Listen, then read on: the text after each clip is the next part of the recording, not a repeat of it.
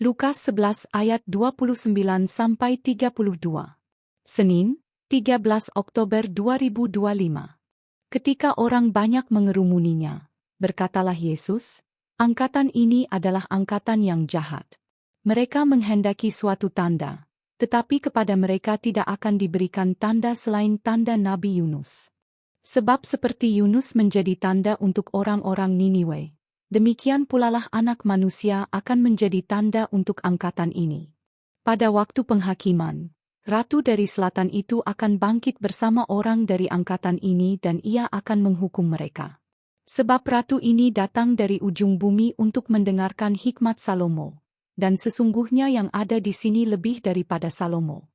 Pada waktu penghakiman, orang-orang Niniwe akan bangkit bersama angkatan ini dan mereka akan menghukumnya. Sebab orang-orang Niniwe itu bertobat waktu mereka mendengarkan pemberitaan Yunus, dan sesungguhnya yang ada di sini lebih daripada Yunus. Diberkatilah Dia yang datang dalam nama Tuhan. Diberkatilah kerajaan yang datang, kerajaan Bapa kita Daud. Secara sederhana tanda adalah sesuatu yang melambangkan, membuat hadir, mengungkapkan dan menerangkan sesuatu yang lain, yang ditandakan, yang tak kelihatan. Seorang anak selalu membawa foto mamanya.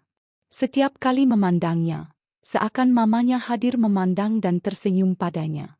Rambu lalu lintas adalah tanda yang menjelaskan atau memberi petunjuk untuk boleh parkir atau tak boleh melewati jalan alias verboden. Dalam psikologi agama, dikenal tanda representasi, yakni tanda yang membuat hadir atau menghadirkan sesuatu yang lain, dan tanda ekspresif, yakni tanda yang mengungkapkan sesuatu atau menjelaskan sesuatu kepada yang lain. Salib adalah tanda atau simbol yang menghadirkan Kristus yang disalibkan. Pun pula mengekspresikan iman kita kepada Tuhan. Orang Yahudi meminta tanda dari Yesus untuk menunjukkan bahwa ia sungguh-sungguh yang diurapi Allah. Dan Yesus memberi tanggapan, angkatan ini adalah angkatan yang jahat. Mereka menuntut suatu tanda, tetapi kepada mereka tidak akan diberikan tanda selain tanda Nabi Yunus. Kenapa Yesus tidak menunjukkan tanda sebagaimana diminta, bahkan menyebut orang-orang sebangsanya sebagai angkatan jahat? Sepanjang hidupnya, Yesus sudah memperlihatkan banyak sekali tanda. Penyembuhan ajaib, pembangkitan orang yang sudah mati, penaklukan alam, pengusiran roh jahat, perhatian dan belas kasihannya kepada yang lapar dan bersengsara. Semua itu dengan sendirinya berperan sebagai tanda yang merepresentasikan Allah atau orang yang diurapi dan dipenuhi roh Allah sebagaimana yang dinubuatkan para nabi.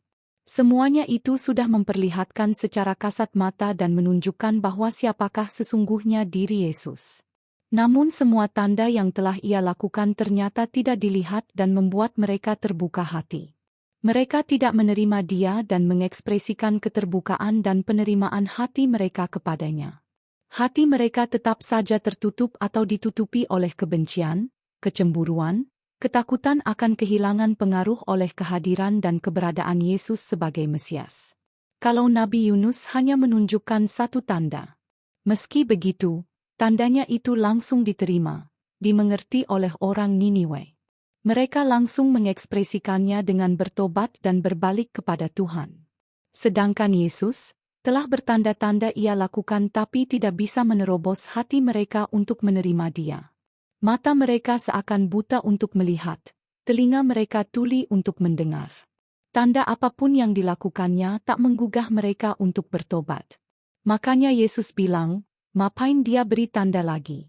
Buang-buang waktu. Tak ada guna. Toh mereka tetap tidak akan percaya kepadanya. Cukuplah dengan tanda Yunus. Tanda yang memberi pesan pertobatan. Buka hati untuk Tuhan. Bagi kita, pasti tak terhitung tanda yang Tuhan tunjukkan kepada kita.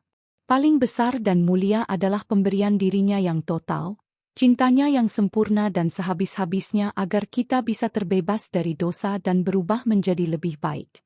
Sekarang tak perlu lagi kita bertanya apalagi menuntut tanda dari Tuhan. Paling penting adalah bagaimana kita jeli melihat tanda-tanda kebaikan Tuhan dalam hidup kita dan menanggapinya dengan perubahan nyata pada diri kita. Kita ingat pesan kecil dari peristiwa ini.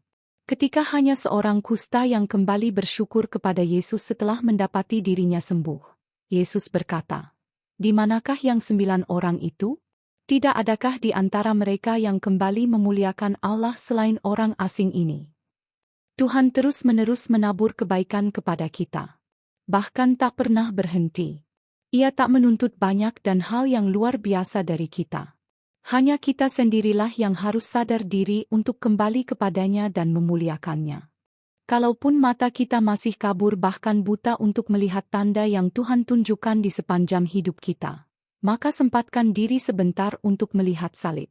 Kiranya bisa menggugah hati dan menyentak kesadaran kita bahwa Tuhan sudah sehabis-habisnya lakukan buat kita. Kalau itu pun tidak, maka mau apa lagi? Kata-katanya dulu barangkali terdengar meski sayup-sayup, kepada kalian tak lagi diberikan tanda. Bagi Tuhan, saatnya bagi Tuhan untuk menunjukkan tanda kepadanya dengan perubahan diri kita. Apa tanda masing-masing kita?